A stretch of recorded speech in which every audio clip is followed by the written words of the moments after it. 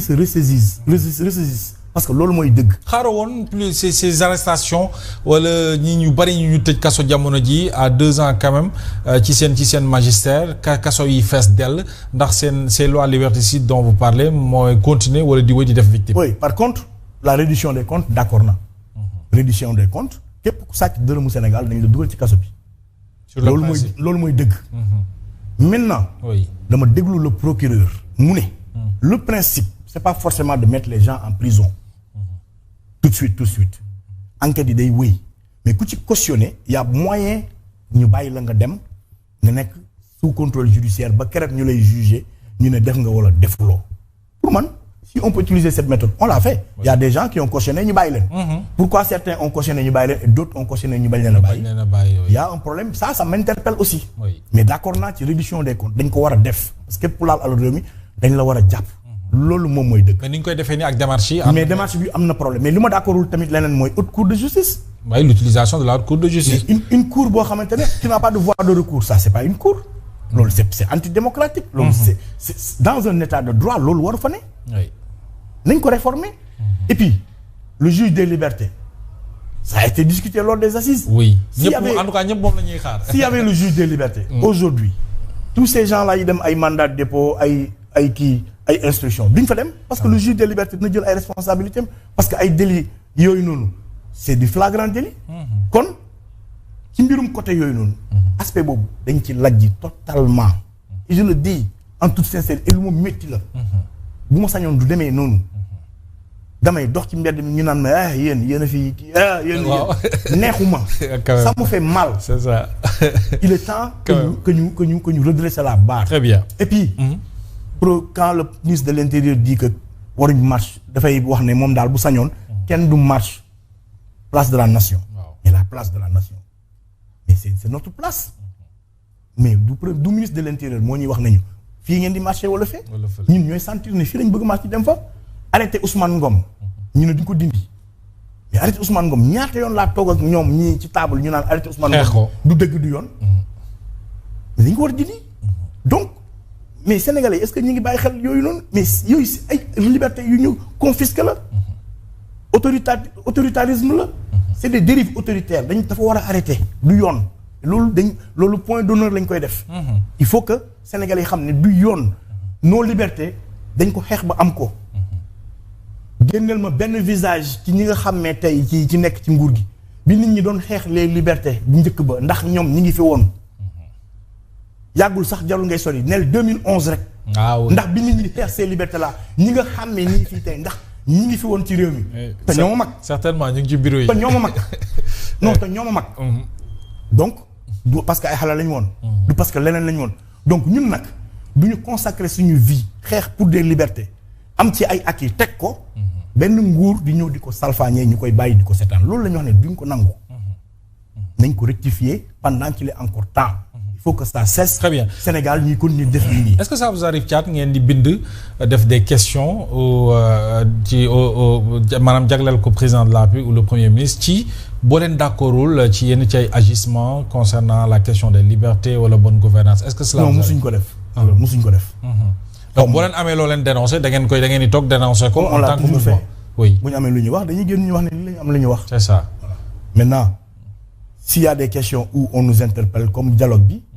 opportunité la woon pour ñu wax lii lépp yi demee noonu bu amee on le fait mais nag on ne va pas avoir une attitude exclusive pour tel régime ou tel autre régime ñun suñu méthode de contestation ci espace bi suñu méthode de travail n'est pas taillée sur mesure pour un régime ou pour un autre. naan régime bi day ñëw ma xeex ko wala yu mel noonu. non tous vos combats c'est sur le principe. déjà ce régime là dañu amoon 3 circonstances atténuantes.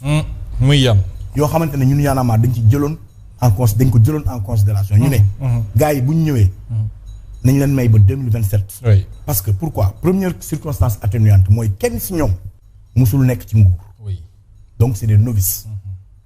en tant que novice nag. tu peux faire des erreurs. ñu ne loolu il faut ñu nangu ko. oui beneen bi réew mi fekk nañ ko ci agonie boo xamante ne nii.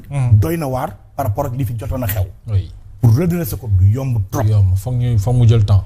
troisième circonstance atténuante bi mooy dañu bokkoon di xeex ma gëm seen volonté de vouloir changer parce que loolu quand même il faut avoir la sincérité de le dire ma gëm seen ma am ci bonne foi parce que ay nit ñoo xam ne da ngeen ànd doon xeex da ngay xam ndax am nañ bonne foi ou pas donc yéene bi circonstance atténuante la situation réew mi circonstance atténuante la contexte bi situation atténuante la moo taxoon ñu ne loolu mais ñu ne nag ci diggante bi s'il y a des problèmes de liberté de démocratie et de politico-judiciaire duñ ci noppi et heure bu ñu génnee rek loolu moo ñu tax a génn. Absolument. Mais il y a d'autres questions yoo xamante ne peut-être on aurait pu en parler. mais pour ñun ça peut se gérer. Donc vous êtes d'avis que réew mi nu mu mel nii métti et puis la dernière intervention de Birahim Seck mi ngi wax ne ce pays manque de lisibilité ci fi ñu ko bëgg a jëmale alors kon vous êtes d'avis que aujourd'hui gaa ñi mënuñu ñëw rek liñ fi fekk ci jafe-jafe yëpp ñu taf-tafee ko dóor ko gérer ko lijjante ko il faut que ñu dund difficulté ba quelque temps ñoom ñu mën leen a may occasion ñu mën ko régler. Vous êtes d'avis. loolu mooy la vérité aussi.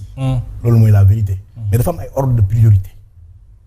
lan mooy ordre de priorité. ordre de priorité d'abord pour man dama gëm ne quand boo ñëwee jël réew boo xamante ne nii la majorité de tes populations. seen salaire du rombul 60 000 francs.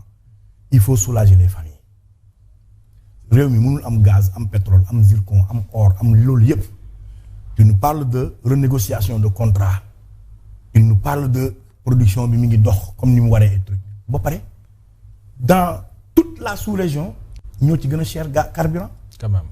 loolu kan moom ko mën a expliquer. oui. Pourquoi région Sénégal moo gën a cher carburant ci sous-région bi yëpp. Ça c'est une question que tout le monde se pose aujourd'hui. Courant on nous parle de baisse mais kañ lay baisse bi di ñëw. kañ lay baisse bi di ñëw. dund bi. en réalité. li koy tënk mooy ci mbirum dund bi. du yomb nag c'est pas un truc boo xam ne su benn coup de baguette magique. ñu règle ko mais bu ñu procédé woon par ordre de priorité. dinañ romb fii ci en ce qui concerne dund gi. moo tax ci mbirum dund ci mbirum difficulté ci mbirum jafe-jafe yi sénégalais yi di dund dëkk bi dafa jomaay ba fay. déedwaay. dégg nga waaw dafa jomaay ba fay. c'est difficile les sénégalais. c'est compliqué oui. du nag lépp la ñuy teg ci ndodd nguur gi. du lépp mais les prémices de fi ñu jëm laa gisul. oui mooy visibilité bi. fan la jëm mais même mbirum. budget semestre bu troisième semestre xaw ma quatrième semestre bu 2024. publié wuñ ko. oui rapport budgétaire rapport exécutif budgétaire oui. bu 2025 bu njëkk bi. publié wuñ ko. yooyu dafa bokk ci transparence. muy rapport d'exécution budgétaire bu quatrième trimestre 2024 ak premier trimestre 2025. oui loolu dafa bokk ci transparence xam nga bu transparence amee nga xam fi nga jëm. et puis loolu caat doguma la moo ñuy may ñu am une certaine lisibilité aussi ci ñoom koppar gi. ba ñu ko jëlee naka lañ ko utiliser naka mais kon d'accord nga ak société civile bi wax ne dañu ko war a publier par souci de transparence ak de bonne gouvernance ñoom bi ñu doon woote. mais loolu la bu dee jubanti la. dañ ko war a publier. Par contre, la loi ne leur tient aucune rigueur ci les délais. Et loolu cette loi il faut la modifier. C'est que loolu mooy dëgg da ngay modifier toutes les lois. qui permettent à des gouvernements ñu mun def ay parades ay gymnastique ak ay tapale. oui soo ñëwee pour jubanti foofu ngay njëkkee lépp loo xam ne dafay permettre dirigeants yi wala homme d'État yi wala président wala nguur wala ku mu munti doon. mu mun a am ay superfuge wala yooyu noonu nga changer ko d'emblée. c'est ça tu montres la voie. loolu dañ ko war a publier parce que man bëgg naa xam naka lañ utiliser koppar gi yooyu souci de transparence mais beneen affaire aussi bu am importance mooy Ousmane Sonko dafa toog mu ne bu ñu jëlee réew mi les salaires des DG des ministres des directeurs généraux président yooyu dañ koy publier sénégalais yépp xam ko ñu di ko xam loolu ça n'a pas été fait yaa ngi koy laaj fi mu maa ngi koy laajte ça n'a pas été fait ça n'a pas été fait nañ ko def parce que moomuñ ko waxuma Mohamed waxuma sa salaire. waxuma un autre privé waxuma salaire am. oui mais société qui appartient à l'État du Sénégal. ñi fay liggéey ñu leen di paye avec mon contribuable. oui j'ai le droit de réclamer de la transparence. absolument bu dee jub la ak jubanti. dafa bokk ci transparence surtout que dama ci adhéré. bi ko Ousmane Sonko di wax dama applaudir mais lu ñuy xaar ci appliquer ko. lan lañ ciy xaar. loolu mooy laaj bi alors Thiat est-ce que da ngeen nekk ay incompris par rapport ak combat yi ngeen di mëne en 2011 yaa ngi koy rappeler léegi jamonoy Abdoulaye Wade en passant par le régime de Macky Sall aujourd'hui le régime de Diomaye Sonko toujours le combat reste le même les principes les mêmes est-ce que par hasard nit ñi comprendre nañu kon le rôle que vous jouez parce que aujourd'hui ñi leen di xarab tey jii parce que yéen a ngi woon ci benn côté li ngeen doon xeex arrangé na leen tey peut-être ñoo leen di gisee ci beneen bët que oui ay opposants ngeen est-ce que kon xam nañu véritablement ce que vous représentez. si xam nañ ko bu baax c'est de la manipulation mais loolu grave Abdoulaye Wade waxoon nañu ne opposant ngeen diw ngeen àndal. oui Macky jiñ nañu lu nekk donc ñii bu ñu ñëwee